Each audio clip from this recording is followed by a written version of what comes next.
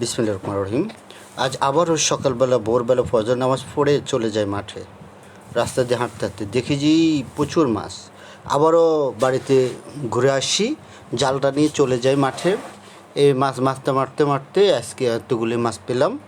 Minimum 3-4 KG মাছ হবে, গুঁড়া মাছ।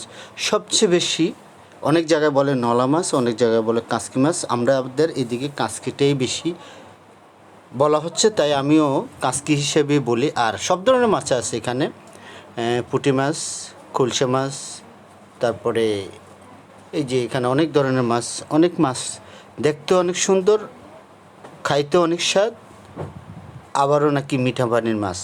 তো যাই হোক, ভিডিওটা ভালো লাগলে অবশ্যই শেয়ার করে দেবেন, অন্যদেরকে দেখার সুযোগ করে দেবেন, যাতে করে প্রত্যেকটা ভিডিও আপনাদের মাঝে ছড়ে যায় এবং আপনারা দেখতে পান।